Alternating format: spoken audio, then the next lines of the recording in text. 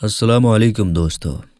दुनिया भर में जब भी कोई इंटरनेशनल इवेंट होता है तो वहाँ पर हर कौम, नस्ल और मज़हब के लोग दुनिया भर से शामिल होते हैं और इसको ऑर्गेनाइज़ करवाने वाले देश को इससे अच्छी खासी कमाई होती है।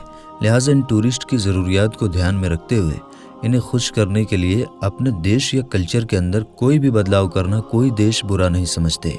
मुस्लिम अरब दुनिया का एग्जाम्पल लें तो इस वक्त सऊदी अरेबिया इसका सबसे अच्छा एग्जाम्पल है, जिसे वक्त के साथ साथ वेस्टर्न कल्चर के अंदर बदला जा रहा है।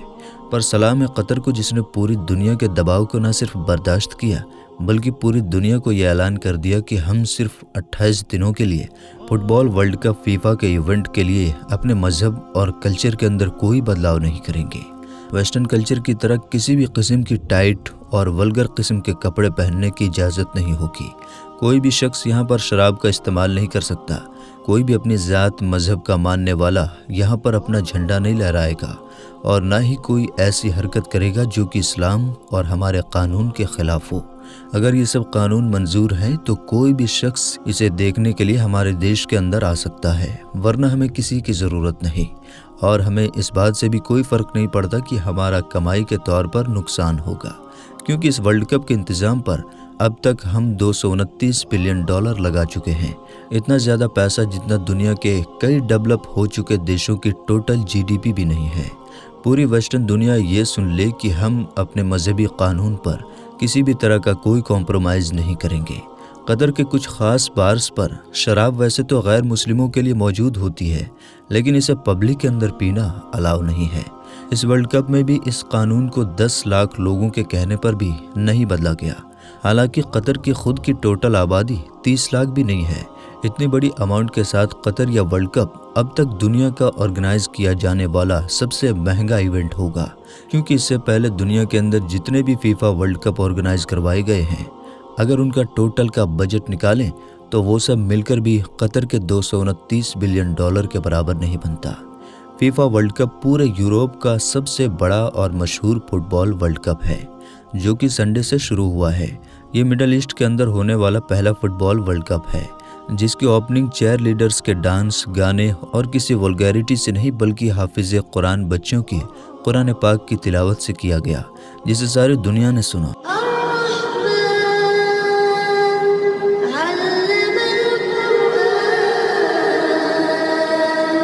इस वर्ल्ड कप के अंदर 32 टीमें हिस्सा ले रही हैं और 2010 के अंदर जब कतर के पास इस वर्ल्ड कप को होस्ट करने का मौका आया तो पूरी दुनिया हैरान थी कि इतना छोटा सा देश इतने बड़े इवेंट को कैसे ऑर्गेनाइज करेगा, जिसकी आबादी हिंदुस्तान के शहर लखनऊ से भी कम है।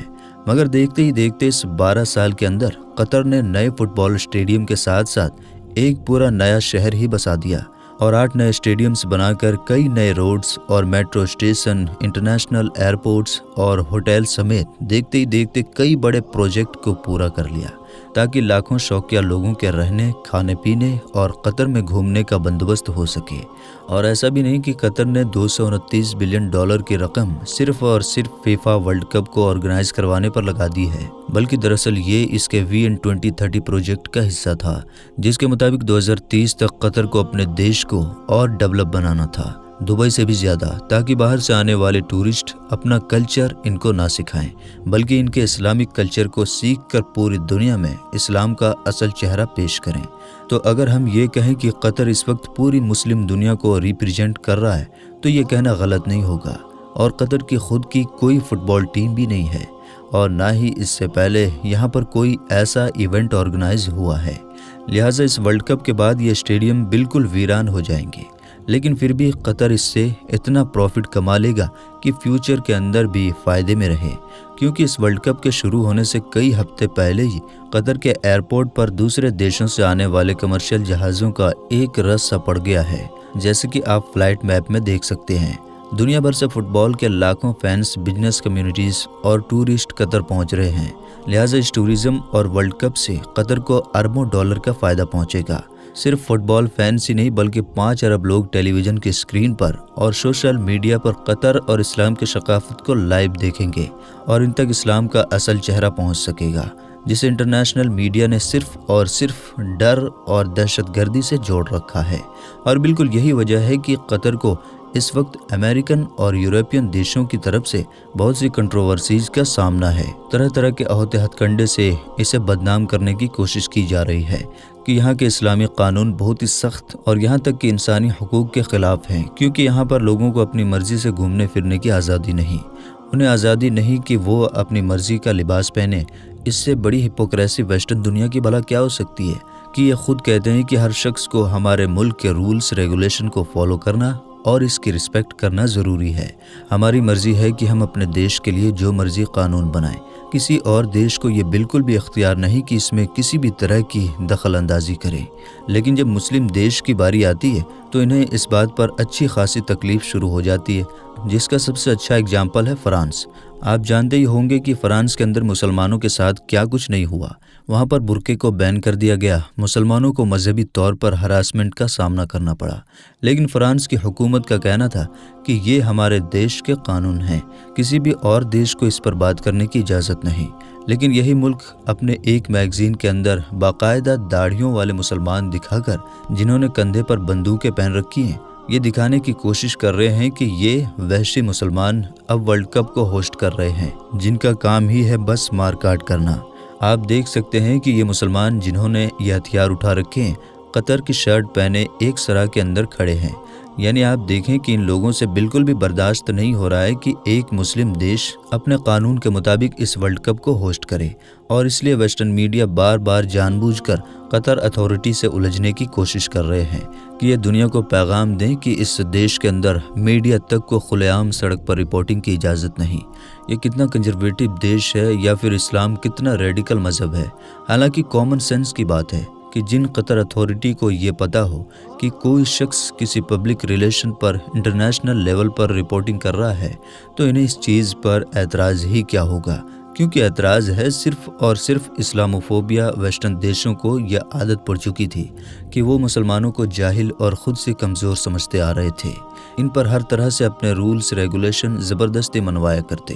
مگر اب جب کہ کوئی اسلامی دیش پہلی بار ان کے سامنے والی لائن کے اندر آنکھوں میں آنکھیں ڈال کر کھڑا ہوا ہے تو ان سے یہ کیسے برداشت ہوگا؟ اس لیے یہ سب مل کر اسی ایونٹ کے ذریعے پوری دنیا کے اندر قطر کو بدنام کرنا چاہتے ہیں، مگر قطر کو اس کی بالکل بھی پرواہ نہیں۔ وہ دنیا بھر سے آنے والے لوگوں کو اسلام اور اللہ کا پیغام دینا چاہتے ہیں، اور یہی وجہ ہے کہ پورے دوحہ شہر کے اندر جگہ جگہ پر رسول اللہ کی احادیث اور قرآن کی تعلیمات عربی اور انگلش بھاشا کے اندر بینرز کی شکل میں لگا دی گئی ہیں۔